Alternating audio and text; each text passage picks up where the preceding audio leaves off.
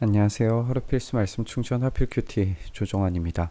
오늘 함께 나눌 하나님 말씀은 민수기 32장 1절에서 19절까지 말씀입니다. 르우벤 자손과 갓 자손에게는 가축대가 셀 수 없을 만큼 많았습니다. 그들이 야스엘 땅과 길르앗 땅을 둘러보니 가축대를 놓아 먹이기에는 아주 적절한 곳이라고 판단을 했습니다. 조건이 굉장히 좋은 곳이었던 거죠. 그래서 갓 자손과 르우벤 자손은 모세와 제사장 엘라살과 회중 대표들을 찾아가서 요청을 합니다. 아다롯과 디본과 야스엘과 니므라와 헤스본과 엘라알레와 스밤과 느보와 부오는 주님께서 이스라엘 모든 자손 앞에서 정복하신 땅으로서 가축대가 많은 우리에게는 목축하기에 알맞은 곳입니다. 라고 이렇게 자신의 조건에 부합하는 아주 좋은 땅을 얻었다라고 설명을 합니다. 우리를 좋게 여기신다면 이 땅을 우리에게 주셔서 우리의 차지가 되게 하시고 우리는 요단강을 건너가지 않도록 해주시기를 바랍니다. 라고 이렇게 요청을 하고 있어요. 근데 이것에 대해서 모세가 갓 자손과 르우벤 자손에게 말하기를 당신들의 동족 이스라엘은 전쟁을 하러 나가는데 당신들만은 여기에 물러 살겠다는 말이요. 이스라엘 자손이 주님께서 주신 땅으로 가려고 하는데 어찌하여 당신들은 동족의 사기를 꺾으시오라고 이렇게 이야기를 합니다. 이들이 지금 요단을 건너가지 않는 것이 이스라엘 전체에 이제 사기를 꺾는다라고 되어져 있는데 원어 자체를 직역을 하면 이 마음을 말리다 이렇게 해석을 할 수 있을 것 같아요. 그러니까 마음을 돌이켜서 하지 못하도록 말리는 행위. 그러니까 우리가 30장에 살펴보면 이 단어가 이제 사용되기를 어떤 서원을 했을 때에 그 서원을 이루지 못하도록 그 여성이 그 서원의 행위를 하지 못하도록 말리는 행위, 마음을 돌이켜서 하지 못하도록 금지시키고 중지시키는 행위를 설명하는 단어였는데 이 마음을 말리다라고 하는 것이 지금 여기에서 이제 사용이 되고 있는 거예요.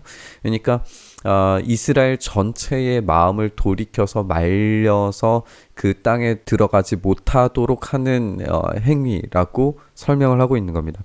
이것에 대한 예시를 가데스 바네아에서 일어났던 이 정탐꾼들이 그들의 마음을 이제 돌이켜서 들어가지 말자라고 말리는 행위와 동일한 것으로 설명하고 있는 것을 우리가 읽게 됩니다. 내가 가데스 바네아에서 당신들의 아버지들더러 그 땅을 살펴보라고 했을 때에 당신들의 아버지들도 그렇게 했다라고 설명하면서 기껏 에스골 골짜기까지 올라가서 그 땅을 둘러보고 와서는 이스라엘 자손의 사기를 떨어뜨려서 주님께서 주신 그 땅으로 들어갈 수 없게 했다라고 이야기를 합니다. 그리하여 그날 주님께서 진노하셔서 이렇게 맹세하셨는데 그들이 나를 철저히 따르지 아니하니 이집트에서 나온 이들 가운데서 지금 20살 된 사람으로부터 시작하여 그 위로는 어느 누구도 내가 아브라함과 이삭과 야곱에게 주기로 맹세한 그 땅을 볼 수 없을 것이다. 다만 그나스 사람 여분네의 아들 갈렙과 눈의 아들 여호수아는 나 주를 철저히 따랐으므로 예외이다. 주님께서는 이렇게 이스라엘에게 진노하셔서 주님께서 보시는 앞에서 못된 짓을 한 그 세대 전체가 다 죽을 때까지 40년 동안이나 그들을 광야에서 떠돌게 하셨다라고 이렇게 이야기하면서 이전 세대의 그 땅으로 들어가기를 거절하는 자들의 행위와 지금 이 좋은 조건의 땅에 정착하려고 하는 이들의 행위가 동일한 것이라고 지금 지적하고 있는 겁니다.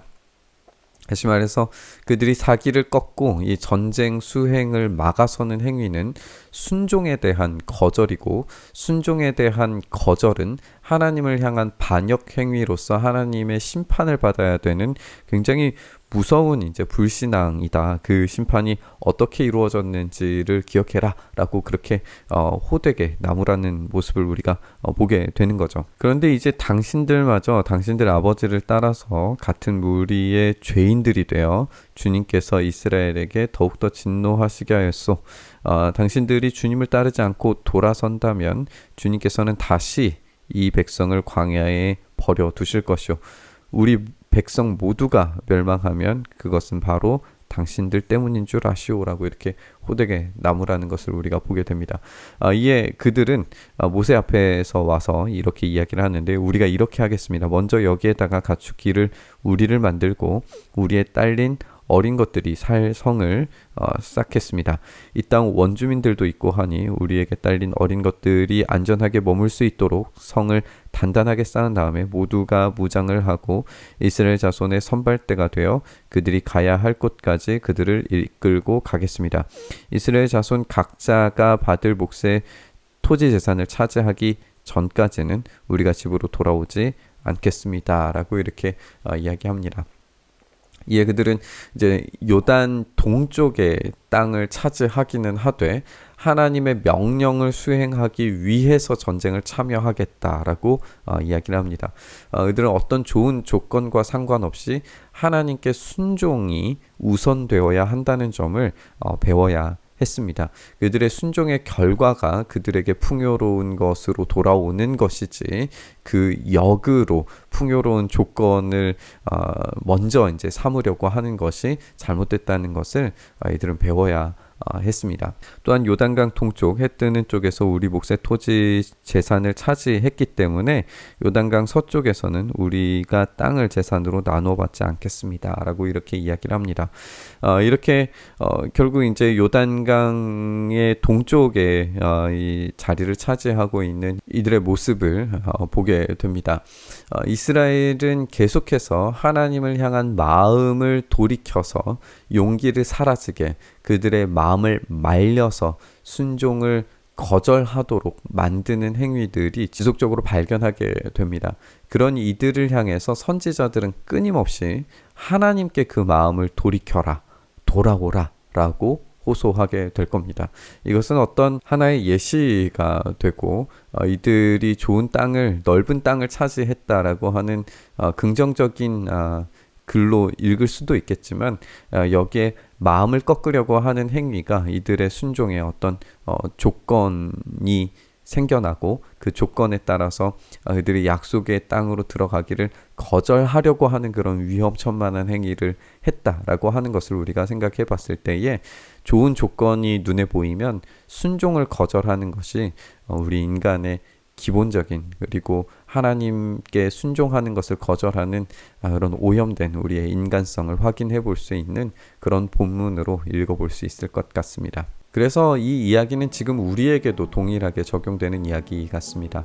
우리는 끊임없이 하나님을 향한 마음을 그치게 만들고 불안하게 만들고 돌이켜서 세상을 향하게 만드는 수많은 조건들을 보게 됩니다. 그런 삶에서 얻어지는 좋은 조건들이라고 하는 것은 결국 재앙과 같은 결과만 받게 될 뿐이라는 것을 우리가 기억해야 됩니다. 우리는 하나님을 향한 마음을 돌이킬 것이 아니라 세상을 향한 마음을 돌이켜서 하나님께 순종해야 됩니다.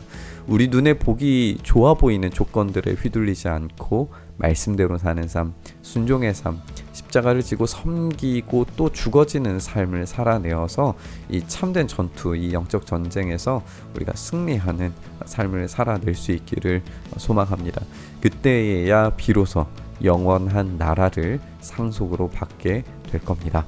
오늘 이 말씀 묵상하면서 이 조건에 따라 순종하는 삶이 아니라 무조건적인 순종의 삶을 살아내어서 이 전쟁에 승리하는 우리의 삶 되게 해달라고 간구하고 바라면서 기도의 자리로 나아가시죠. 주님, 그렇게 우리가 참된 순종을 향하여 나아갈 수 있기를 소망합니다. 어떠한 조건부적인 그런 순종이 아니라 참된 순종, 정말 말씀에 온전히 붙들려서 예수님의 그 십자가를 온전히 따르는 삶 오늘도 살아가게 하셔서 그 안에서 누리게 되는 하나님의 그 약속과 신실하심과 충만하게 채워주심을 경험할 수 있도록 주여 역사하여 주시옵소서. 이렇게 우리의 삶 붙드시길 소망하며 우리 주님 예수님 이름으로 기도드리옵나이다. 아멘.